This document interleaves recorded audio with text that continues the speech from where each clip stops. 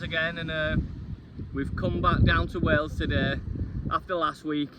We're going to have another crack at the bass. Like, was a bit disappointing last week, not many fish shown, and this week we've got much better tides in our favour, and a nice southeasterly wind coming over like our left hand shoulder. We've just got in now, and I've cast one rod in.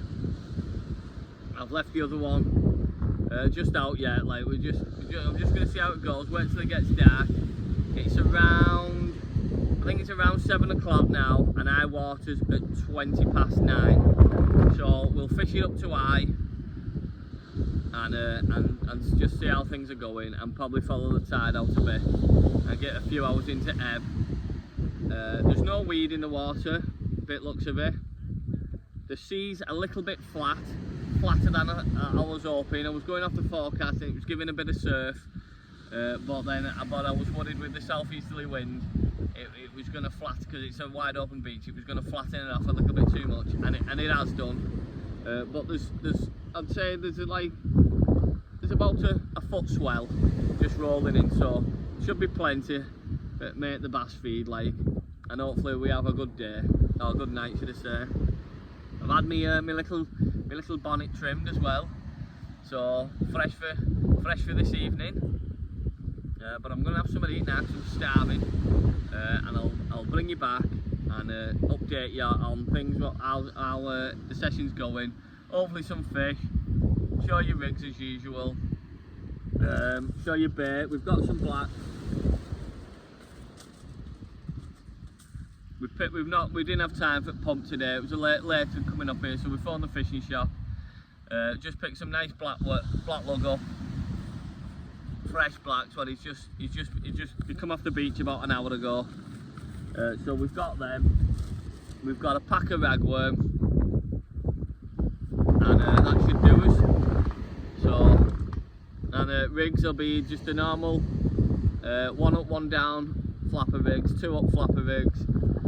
A little bit of bling on them, not much, stop knot, just for all the worm into place, and that's it. So see how things go, and hopefully we can get some fish for the camera.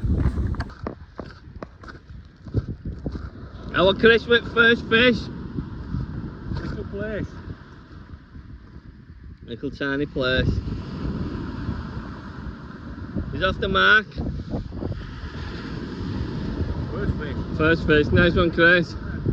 Mike's getting wrapped up.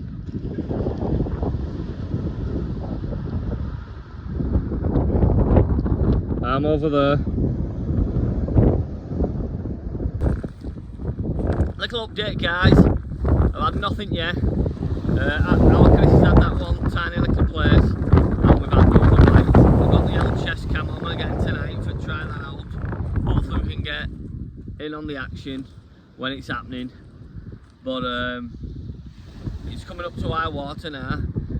We've been here, well, it's about, I don't know, it's approaching high water, but we've been here about 2 hours now, something like that, hour and a half, and it's been very quiet, so it's not looking good at all. The wind's annoying me as well.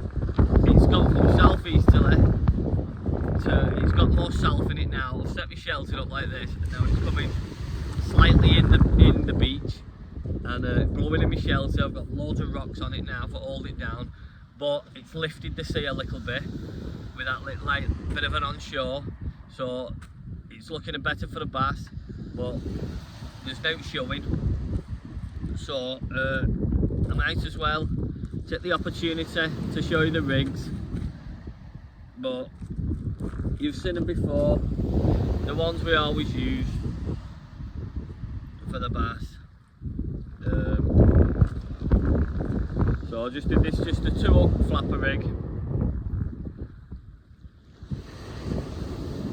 about 1.5 foot snoods, round about a 3 foot rig, something like that, 4 foot rig with 1.5 foot snoods on it.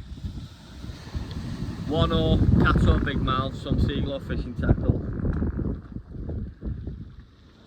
and a 5 ounce lead, 5 to 6 ounce lead, whatever you like. just lobbed out into the surf, and a nice worm on the end. So we'll show you that. Sorry, I'm looking away at the camera again. I have to get used to this. Still not got my mic.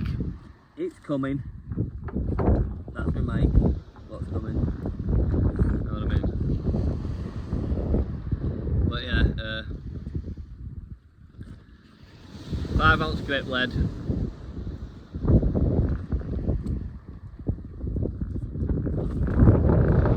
Odd rig.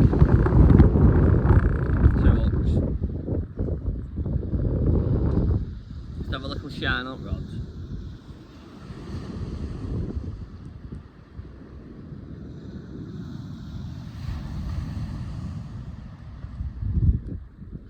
Well, on the rod I should say. Still only got 1 in water. But like I said, we've not got many worms. He couldn't spur as many in the shop because he'd just literally got in.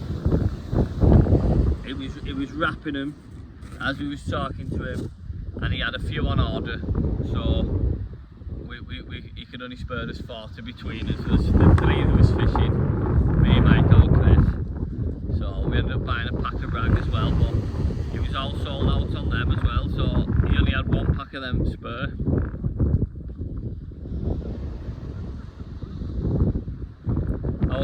Mike, I'm going to say old Chris then, but it's Mike who's shouting. He said something about a bass, I don't know, I'll just check. Have you got one, Mike? No. He's not got one. Very slow.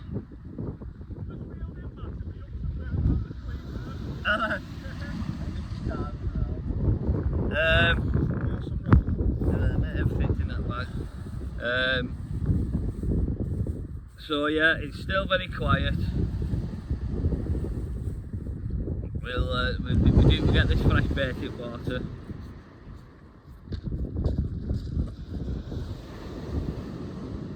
Can't find end at lacquer.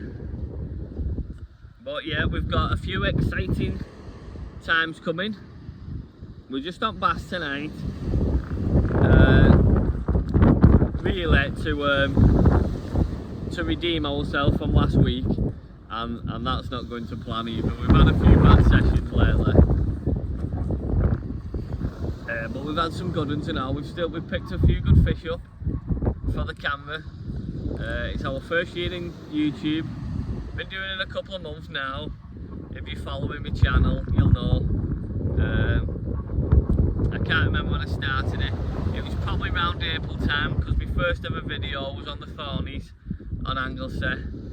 I thought I'll have that as my first video because I love fishing for rays, and it's something that I'm used to, and I thought I'll be able to get myself in easy, do on the video kind of thing. Won't have to concentrate too much on the fishing, and I don't know the word. Just you know what I mean. Ease into YouTube, should I say? Well, there's a worm, something like that. When I'm fishing for bass, I always like a little dangly bit there. I never put my hook to the end of the worm. I don't know why, but I believe, I've probably read it somewhere or watched it somewhere, I believe bass always hit the bait in the middle of the prey, in the middle kind of thing. They don't swallow it all by one end. I'm sure I've seen some where they always attack things in the middle, so I always have my hook coming out the middle of my worm somewhere, especially on the black lug anyway. Fishing for other bits, I'll always like place and sole and whatever, I'll always put me hook to the bottom of the worm. So there's the first worm, and a tiny little bit of bling on it's a Cato 1.0 Cato Big Mouth from Seaglow Fishing Tackle. But yeah, we've got some exciting times coming up. we're gonna have 2 long weekenders coming up now, starting this weekend, and we've got 4 days in work, and then we're planning on a long weekend somewhere. We're not sure yet on this one, maybe back down the south coast, maybe target some bream, congers, hopefully an undulate. We're still searching for that undulate for me rare species for my challenge for the year. I need the undulate, the blonde, and the common skate, and that'll be 7 species of rares in a year, which I've never ever done before. So we're still searching for that undulate. So it could be that, and dropping my worm, and then the week after, we're up the Isle of Skye, into the islands of Scotland, maybe a little adventure around the lower islands, and then move on to Skye. We do this every year, we've done it for the past 3 years now. We normally have a week up there, so the camera's rocking a bit everywhere. That wind's mayhem now. I've got my foot on the tripod so we don't blow over. But yeah,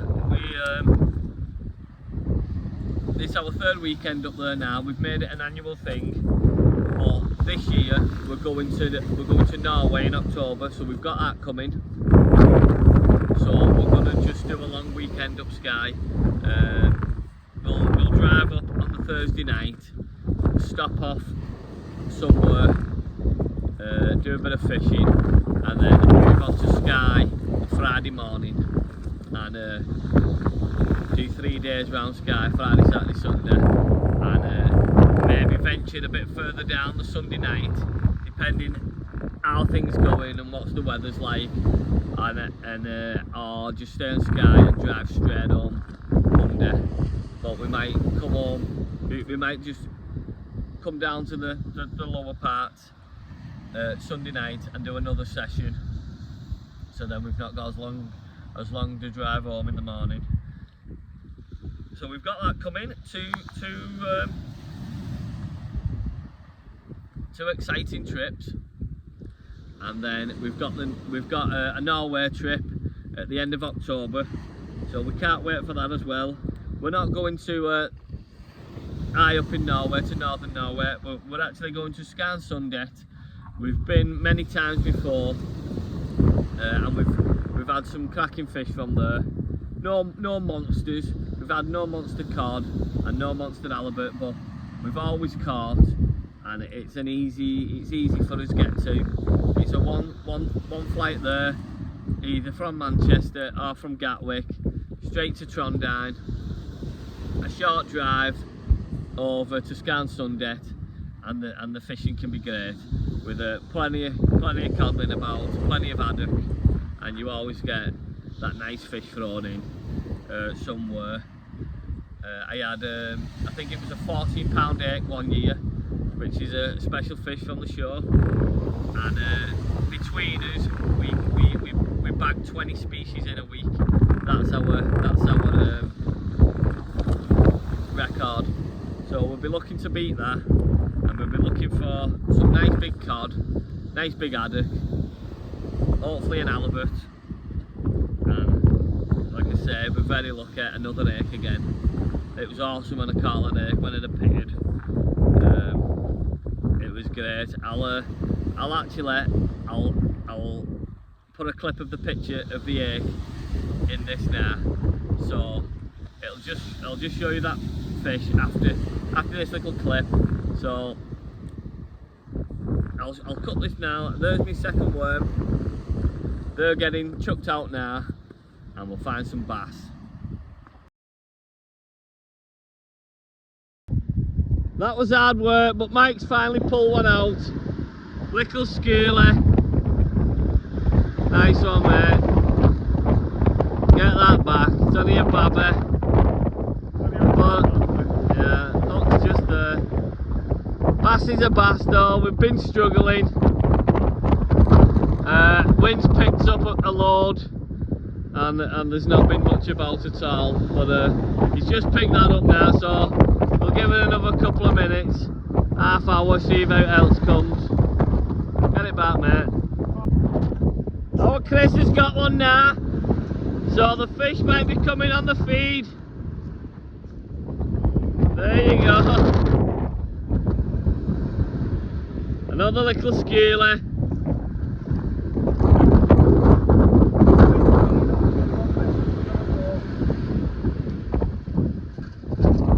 Everything's blowing over.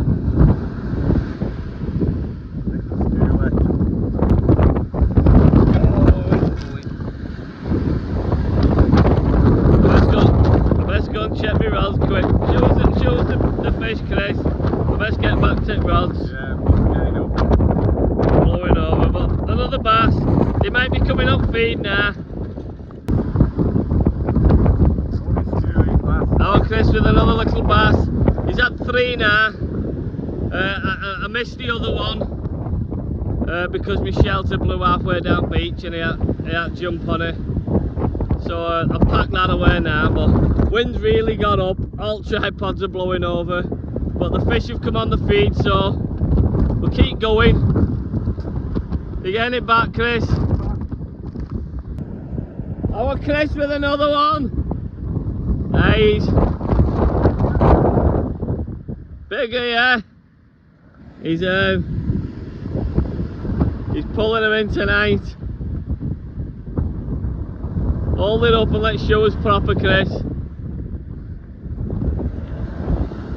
Nice little bass. Wind's got up loads though. It's about 40 mile an hour now. It must be crazy. I've had enough, I think. I think Mike has. How about you, Chris? Yeah, I'll come with a nice one. 4 bass. 4 bass And a flatter. Nice one, Chris.